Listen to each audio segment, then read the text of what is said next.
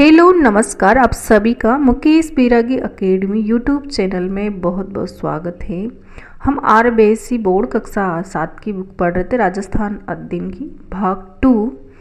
इसके अंतर्गत आज का अध्याय है अध्याय 9, आज़ादी से पूर्व राजस्थान में सामाजिक शैक्षणिक सुधार। आज़ादी से पूर्व राजस्थान में सामाजिक शैक्षणिक सुधार, कौन कौन से सुधार आज़ादी से पूर्व राजस्थान में हुए, तो पढ़ते हैं। पहले प्राचीन समय में क्या है कि बाल विवाह, जाति प्रथा, सती प्रथा, कन्यावध एवं दास प्रथा जैसी प्रथाएं हमारे समाज में प्रचलित थी। प्राचीन काल में समाज में वर्ण व्यवस्था पर आधारित जातिगत स्वरूप विद्यमान था, जो श्रम और कार्य विभाजन पर आधारित सकारात्मक व्यवस्था थी। धीरे धीरे इसका स्वरूप बदला और ये पूर्ण रूप से जन्म आधारित बन गई। इसमें धीरे धीरे नकारात्मकता का समावेश भी हुआ। हम जानते हैं कि समाज का व्यक्ति के जीवन पर सीधा प्रभाव पड़ता है। समाज का व्यक्ति के जीवन पर सीधा प्रभाव पड़ता है, जो कि सकारात्मक व्यवस्था मस्तिष्क को खुलापन देती है और नकारात्मकता कहीं विकृतियों को जन्म देती है। उस समय विवाह संस्था सामाजिक व्यवस्था का एक मजबूत रूप बनी हुई थी। इसी के चलते कुछ परंपराओं और मान्यताओं का सही रूप प्रासंगिकता नहीं बनाए रख सका और इसके विकृत रूप ने समाज में अनेक समस्याओं को जन्म दिया। बाल विवाह, सती प्रथा, जाति प्रथा, कन्यावध, दास प्रथा जैसी कुरीतियां समाज में फैल गई। तत्कालीन सामाजिक सुधारकों ने ब्रिटिश सरकार के प्रयासों से इसे दूर करने की दिशा में कार्य किए। सबसे पहले देखते हैं कौन कौन से सामाजिक सुधार हुए। तो सामाजिक सुधार राजस्थान में सन 1818 से 1947 तक ब्रिटिश शासन का प्रभाव रहा। ब्रिटिश सरकार भी इन सभी मुद्दों को अपनी हस्तक्षेप की नीति के चलते सीधे जनता के सामाजिक और धार्मिक मामलों में हस्तक्षेप नहीं कर सकते थे। इसलिए पहले आवश्यक सुधारों से जुड़े महत्वपूर्ण पक्ष जैसे शिक्षा को लेकर सामाजिक सुधार के क्षेत्र में कार्य करने का प्रयास किया। स्वामी विवेकानंद और दयानंद सरस्वती के प्रयास राजस्थान के लिए बेहद महत्वपूर्ण रहे। रियासत काल में राजपूताना के विभिन्न शासकों ने भी सामाजिक कुरीतियों को दूर करने के प्रयास किए। सती प्रथा उन्मूलन। सती प्रथा राजस्थान के कुछ क्षेत्रों में भी प्रचलित थी। मध्यकाल में मोहम्मद बिन तुगलक और अकबर ने भी इस प्रथा को रोकने के प्रयास किए। ब्रिटिश काल में राजा राम मोहन राय के प्रयासों से प्रेरित होकर 1829 ईस्वी में कानून बनाकर लॉर्ड विलियम बेंटिक ने सती प्रथा को गैर कानूनी घोषित किया। सर्वप्रथम जयपुर राज्य में जयपुर संरक्षण समिति के प्रयासों से सती प्रथा निषेध कानून पारित किया गया। इसके पश्चात कोटा, जयपुर और मेवाड़ में भी सती प्रथा का उन्मूलन हेतु कानून बनाए गए। सबसे पहले सती प्रथा जयपुर राज्य में जयपुर के संरक्षक समिति के प्रयासों से सती प्रथा निषेध कानून पारित किया गया। कहाँ पे? जयपुर में। और उसके पश्चात कोटा, जयपुर और मेवाड़ में भी सती प्रथा उन्मूलन हेतु कानून बनाए गए। कन्यावध प्रतिबंध। राजस्थान में सर्वप्रथम कोटा राज्य में कन्यावध को गैर कानूनी घोषित किया।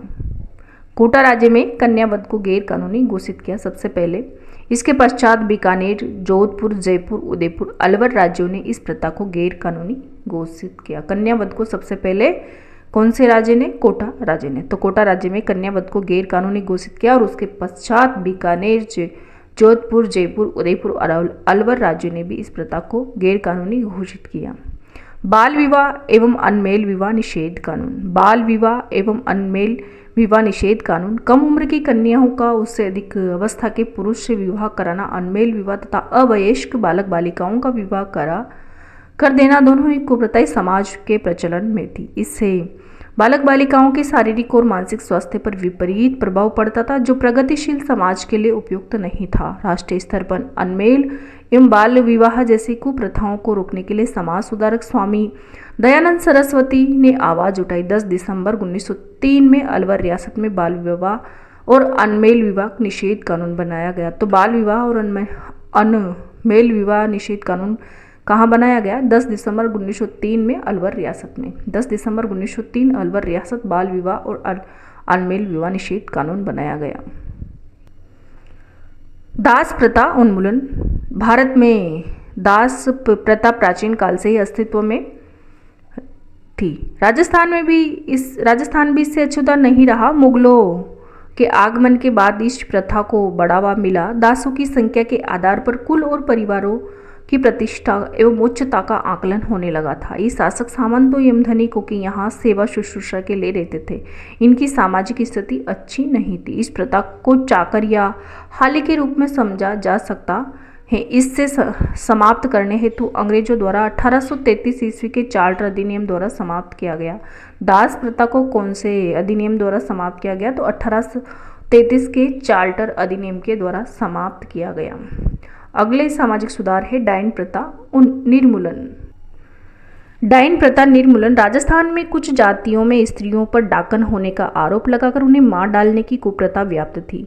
यह अंधविश्वास पर आधारित थी। मेवाड़ और कोटा राज्यों में इस प्रथा का प्रचलन अधिक था। मेवाड़ और कोटा राज्यों में डायन प्रथा का प्रचलन अधिक था।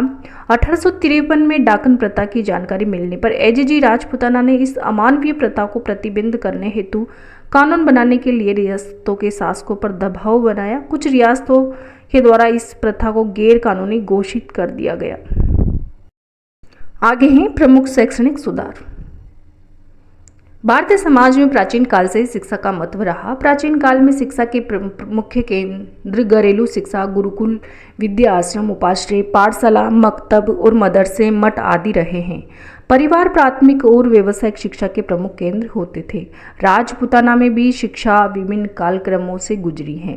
ब्रिटिश साम्राज्य ने 19वीं शताब्दी से पूर्व की शिक्षा को देसी शिक्षा, इंडिजीनियस एजुकेशन से संबोधित किया। इसके बाद की शिक्षा को अंग्रेजी शिक्षा, पाश्चात्य शिक्षा या आधुनिक शिक्षा के नाम से संबोधित किया गया।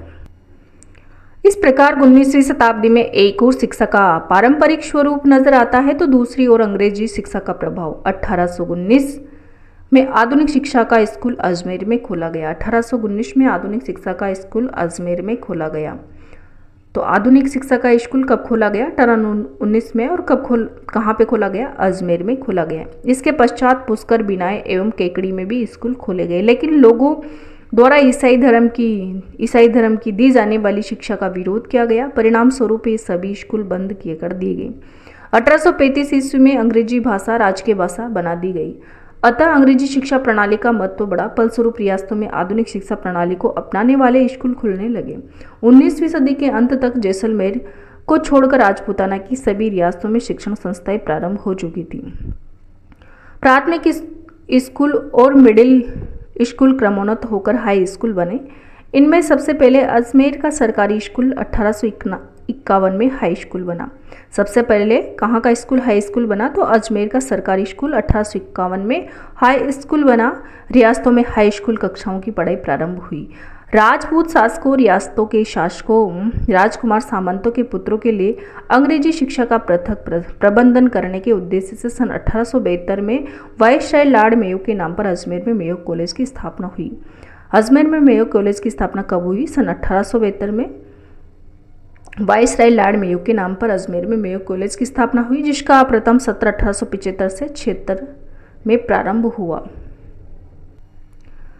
पंडित जनार्दन राय नागर ने सभी के लिए शिक्षा के उद्देश्य से 21 अगस्त 1937 में राजस्थान विद्यापीठ संस्था की स्थापना की। महिला शिक्षा 1861 में मिशनरी संस्था व कन्या वर्नाकुलर स्कूल प्रारंभ किया। सरकार द्वारा 1866 ईस्वी में पुष्कर, अजमेर, मेरवाड़ा केंद्र शासित क्षेत्र में प्रथम सरकारी कन्या स्कूल खोला गया। 1866 ईस्वी में पुष्कर, अजमेर, मेरवाड़ा केंद्र शासित क्षेत्र में प्रथम सरकारी कन्या स्कूल खोला गया। देशी रियासतों में महिला शिक्षा को प्रोत्साहित करने के प्रयास हुए। परिणाम स्वरूप उदयपुर, जयपुर, भरतपुर, अलवर, कोटा, झालावाड़, टोंक, बीकानेर आदि रियासतों में भी कन्या विद्यालय खोले गए।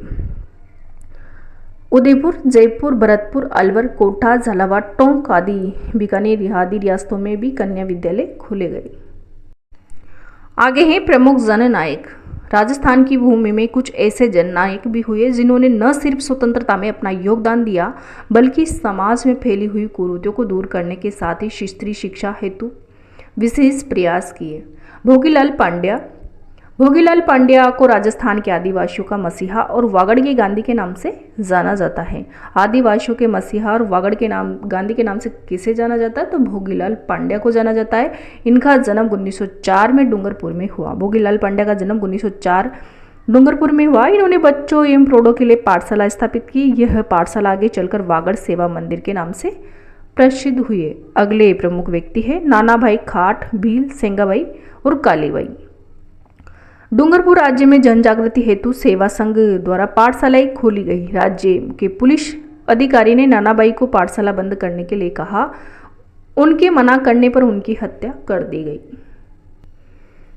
नानाबाई के शहीद होने के बाद पाठशाला के दूसरे अध्यापक सेंगाबाई को भी फौज ने क्रूरता से पीटा और उन्हें वाहन के पीछे घसीट कर ले जाने लगी। किसी ने इसका प्रतिरोध नहीं किया, लेकिन 13 वर्षीय भील का बालिका कालीबाई ने, जो खेत में घास काट कर आई थी, भीड़ को चीरते हुए वाहन के पीछे बंधे सेंगाबाई की रस्सी को दांतले से काट दिया और उन्हें बचा लिया। वाहन में बैठे फौजी ने कालीबाई पर गोली चलाकर हत्या कर दी। अल्फायु में ही ये बालिका शहीद हो गई।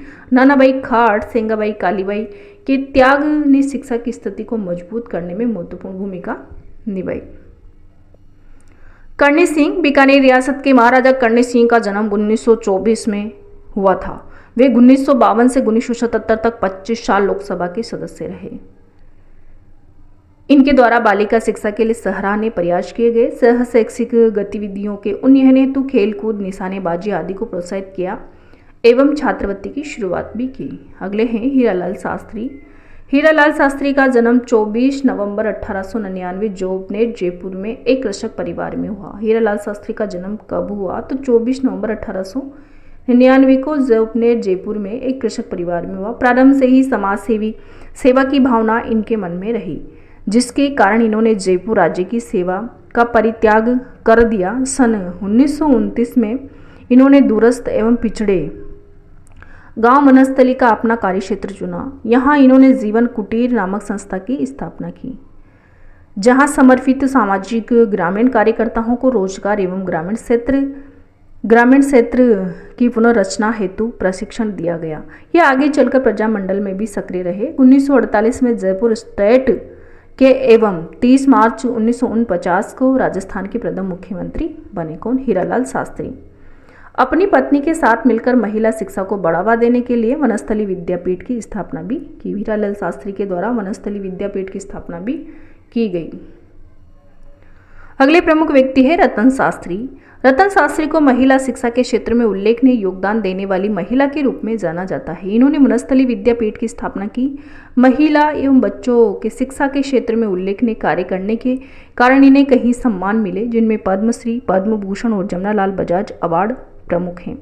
यानी कि रतन शास्त्री को पद्मश्री, पद्म भूषण और जमनालाल बजाज प्रमुख अवार्ड मिले हैं। अगली है किशोरी देवी। किशोरी देवी स्वतंत्रता सेनानी एवं सामाजिक कार्यकर्ता थी। 1938 में इनके पति श्री सरदार हरलाल सिंह को वहां के जागीरदार ने झूठे मुकदमे में फंसाकर कारावास में डाल दिया। इसके खिलाफ किशोरी देवी ने आंदोलन चलाया। महिलाओं का समूह बनाकर कटलातर सिक्कर में सम्मेलन में भी भाग लिया। महिलाओं के उत्थान के लिए समाज सुधार और स्वतंत्रता आंदोलन में भी भाग लिया।